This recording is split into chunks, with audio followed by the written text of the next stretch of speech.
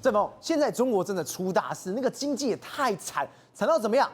连出游都要吃泡面、露营，这能看吗？结果在柬埔寨，我们都知道柬埔寨非常有名的园区，诈骗的园区就是中国人开的嘛，结果也出大事，被砸店。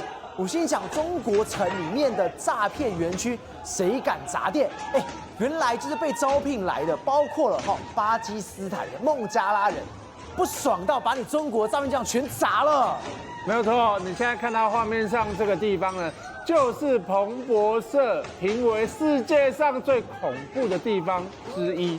对，为什么呢？因为他们评估在现在发生事故的这个地方叫做柬埔寨的西港 Chinatown 中国城园区里面，他们评估里面有6000多人被关押在里面，做什么？被从事诈欺一些行业啊。对，那这个园区里面，除了我们刚刚讲人口贩运，还有就是现在这个的诈欺。但是现在这个地方，他们就是砸，他们就是整个就是踹。他就双手把那个椅子整个拿起来砸的。无唔对，因即摆你看，因足袂爽的，对不对？对。因这原本是新楼啦，原本是员工啦，因的主管是中国人，因中国人呢跟这些员工就是可能语言不通，宗教信仰不同，因此就有这个文化上面的隔阂，有了隔阂，自然就会有冲突嘛。冲突之后，你有看家。就玩 gay 啊，冲入去啊！你看下死命喊嘛，伊掠个飞来飞去嘛，人个跳去斗顶，就是因为这样呢。照理说，这是一个诈骗园区，对，其实警方对这种行为应该要惊，对不对？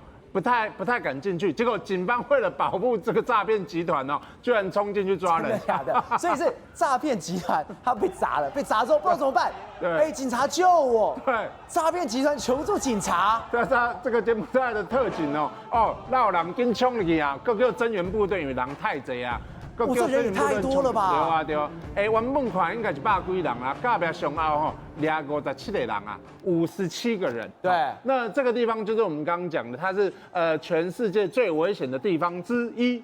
那你就说奇怪，这么多的诈骗集团，难道柬埔寨的警察都不知道吗？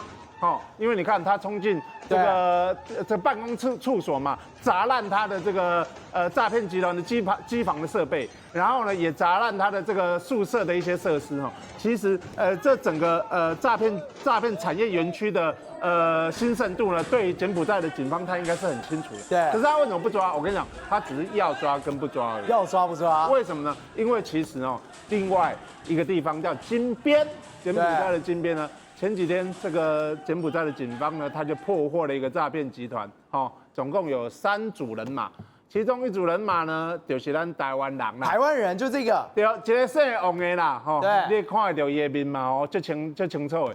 这个诈骗集团这个姓王的男子呢，他曾经在台湾做这个境外资金的洗钱。接下来呢，他就进入到这个柬埔寨的金边，也是从事这个电信诈欺工作。他电信诈欺是诈骗谁？来，你猜？照理说应该是诈骗我们台湾人嘛？对。我有诈欺中国人吗？对。你可以骗美国人啦，骗美国人的。他已经进化到连美国人都可以骗。他讲英文骗的，看起来应该是用 Google Translate 的，应该是 Google 翻译的。我们在，因为看起来他不知道英文好不好，我也不清楚只是说。这一案呢，他最后查扣的是5.2万的比特币，更正，抱歉，泰达币。对，因为现在诈骗集团很喜欢用泰达币，为什么？因为它跟美金1比1紧盯，所以它比较不会有像比特币那种大起大落的情形。这个诈骗集团它也对风险控管很严格啦。那他最后被认定说他大概洗超过1000枚的这个泰达币，就大概代表3亿啦就1000万枚嘛对，它大概代表3亿啦好，那我们这样比较特别的时候，你看你有没有发现，它里面所有的人都露脸？对。都露脸，嫌犯1、2、3、4、5，通通露脸。没错大合照、团圆照在里面，大家都可以看到这个诈骗集团长怎么样。回到台湾，经过机场的时候，甚至在海关的时候，大家都讲：“哇哟，你做诈骗的王先生啦，对不对？”可是这种情形在台湾能够发生吗？不可能，都是马赛克。台湾已经马赛克到连他自己去辨识自己的马赛克脸都不知道哪一个是他自己啊，对不对？台湾很保护人权，但是呢，我认为我基本上认为，其实台湾应该要比照柬埔寨警方的这个做法。为什么呢？因为其实台湾对于这种刑事犯罪，其实有公布照片的权利。记不记得酒驾啊？对，酒驾10年内，如果你酒驾2次。这个就可以公布啦，公布他的脸嘛。所以我们记不记得前一阵常有一些酒驾犯的这个脸被人家公布出来，对哦。啊，诈欺犯为什么不行？而且诈欺犯你觉不觉得应不应该更有他公布的必要？为什么？因为诈欺真侪做车手嘛。啊，车手你今天做车手，第一个抓到，我们给他打马赛克。啊，第二次抓到，就不应该要保护他，为什么？因为他累犯嘛，累犯之后他可能第2次、第3次、第4次。假设今天你再不让他打马赛克，一给他出去，一口去炸，给他去跟吴正峰取款，我是被害人，来跟我取款。啊，我就不知道他，因为他在新闻上都马赛克，我怎么知道他长怎样？所以我还是有可能把这个钱给他，对不对？但如果以后呢，我们比照这个酒驾犯，譬如说5年你的诈骗集团，你犯诈欺案2次，我就公布你诈骗。以后你一来走到机场的时候，人家说你诈欺犯，去吃萝卜饭，人讲你诈欺，你去买饮料，人讲你诈欺，啊，你来搞我买，你来搞我收钱的时候，来搞我诈欺的时候，那我也会说，你可能是电视上那个诈骗犯，因此就有可能停止我怎么被降低我被诈欺的机会。玉凤，最近的极端气候，真的太可怕。要么是降大雨，要么是什么？你看画面，降大雪，在圣母峰哦。结果大家可能11连假去爬山，结果全部人都被这个大雪困住了。对，这次来讲的话，中国大陆的11连假，很多人去出行。那你知道吗？你要拍美丽的照片，你一般的景点已经无法满足大家跟这些网红还有登山客了。一定要去哪里？珠穆朗玛峰。那过去来讲的话，其实你爬珠峰哦，现在已经慢慢的相对安全了，因为有很多的人会来帮你，然后拿行李，你只要从这个地方慢慢的攻坚上去就好。但是有一个很大的问题，你其他的东西都可以控制，但是呢，你天候是控制不了的。对，你看到在这一次来讲的话，天降大雪，你知道吗？他们都到哪里了？到东坡的一个基地喽。到了东坡来讲的话，已经要慢慢往上了。结果呢，一夜之间。竟然狂风大雨、狂风大雪，然后呢，没有所有的人在帐篷里面哦，怕得要命啊！他们说怎样？你知道吗？大雪直接把登山客的帐篷给掩埋了，都埋起来了，大家就没办法睡觉，没办法休息。为什么？因为你在里面，你会觉得说啊，我赶快睡一下，休息一下。结果呢，雪一直下来，然后呢，这些雪你不要看到这样子白雪皑皑、轻飘飘的，当它一层一层叠加上来的时候，那个是有厚度的。所以呢，有一些帐篷。原本是在这里的，现在都已经被它给盖住了。它盖住之后呢，你知道吗？一觉醒来，很多人讲说，哇，完蛋了，2个帐篷被雪给压瘫了，大家赶快去拉它。然后呢，你要去铲雪，你要想一件事情哦，那个地方在哪里？在珠穆朗玛峰的东坡，它是一个非常高的地方，大概5000多公尺。然后还有一个很大的问题，下雪。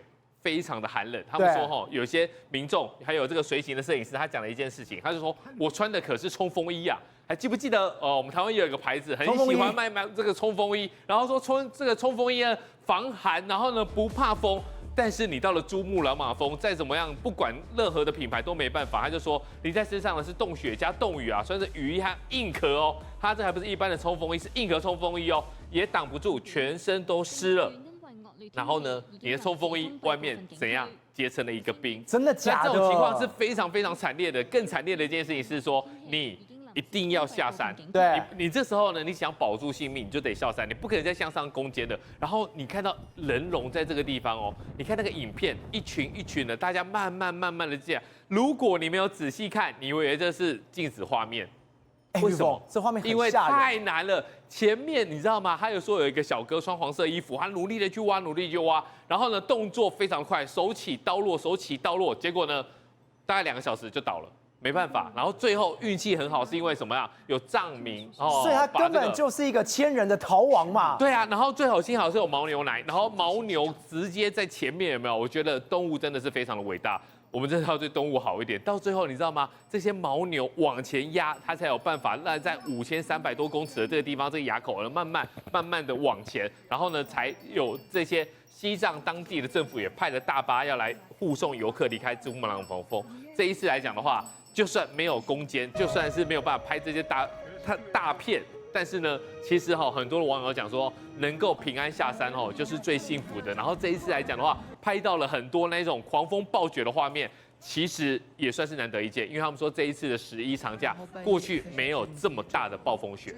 或者之前我们有讨论过凯凯案件，那时候全国的人都只有一个想法：凯凯案不要再发生在我们台湾的社会上面，我们不要再看到这样的一个事情了。我们就把这些恶保姆还有其他没有做好事情的人，通通绳之以法。我们台湾不要再这个样子。结果今天令人悲痛的事情又再度发生了，桃园一个8岁的男童。基本上同样的剧情，身上都是淤青，送到医院的时候，最后人走了。结果我看到不对啊，社工不是也有去过吗？为什么没有好好的去接住他？我就想问，我们之前说凯凯案要把社会的安全网的洞给补起来，事情过了一阵子，这洞又破了。是，应该是这样讲哦。这个案子跟凯凯案最大不同点是，这一次的施暴者竟然是他的那个亲生母亲，还有他的继父哦。对，你刚刚讲得很好，社工或者是相关体系可能没有就是完成的把它承接起来，没有接住这个孩子哦。那现在就是说，这个8岁的孩子，他在今年9月中的时候，在家里浴室昏倒，然后说是休克，抢救了4天之后呢，本来以为只是单纯的一个案件，什么案件呢？那有可能就是休克的情况。然后呢，家长是说，他是癫痫发作。可是后来还那个医生啊，进行救治的时候发现不对劲。为什么不对劲？因为他全身有非常多的一个新旧伤痕跟淤青哦，再加上他曾经有家暴的通报记录，所以检警马上就介入调查。那应该会有社工介入啊，有社工介入，但是问题他们说这个社工来好像因为那个妈妈说法师说的妈妈不让他上楼啊，对，所以呢社工就在外面陪孩子玩，就有一个这样的说法，说大概每个礼拜来一次。他说社工大概每周来访一次。案发前的11号晚间有成功进到男童家中等于是有访视到人，1个小时后半有离开，但隔天。晚间有2名友人来拜访男童父母，1位则是当晚离开，另1人则待到隔天早上才走。没多久来喽，就被送医急救。所以他等于是前几天的时候就已经进来啦，而且你也看到了他啦。到底出什么事情了？对，应该是这样说，就是说这个社工是之前可能都没有去发现到孩子的一个身体上的一个状况，陪他玩。那再来就是说他都没有进入到屋内，后来真的有进入到屋内的那一天的隔一天，孩子竟然就走了。对，这个影片是这个孩子最后一次生前最后一次被摄录到的影像。结果呢，那个警卫还说，他孩子那一天回家的时候还很开心，跟他说：“我长了2排的牙齿哦。”就没有想到自此之后，这小孩子的身影就已经消失在这个社区啊。所以他们就现在这个孩子走掉，才越来越多的一些说法出现，包括有邻居看见这个孩子的妈妈。曾经揣着他的耳朵大声叫骂，然后拉到50公尺以外的电梯，还有包括有人说他每天常常看到他被体罚站在他家的门口。那也有人说这个他一次因为不听话，结果继父就剃光头。那可以继父把他的头发直接剃成光头。是，所以确定一件事情是，这个前夫留下来这个孩子显然不受这个继父的疼爱。而他的亲生母亲竟然也因此而纵容。那现在就情况就是，到底这个孩子这一次的死亡是不是长期的一个受虐导致他的一个身心的一个情况，然后人才过往？现在高大成法医高大成就说，如果孩子的身上出现了一个五彩缤纷的淤血块。就代表刚刚红怕红龙啊那样，就淤血会随着时间不同而呈现不同的颜色。但如果是1周前被打，它顶多就会变成黄色。所以换句话说，现在一条生命的逝去，那除了就是我们刚刚提到最需要被苛责的，当然就是施暴的，也就是他的亲生母亲跟继父。再来就是他的学校或者是社工这个部分，是不是可以再积极一点，然后让这个孩子可以从这个鬼门关当前把他给救回来？宏观取材，厘清真相，犀利精准，深入剖析，时刻掌握关键，新闻时事不漏接。老时段，新气象，我是钟浩和，关键时刻2.0全新出击。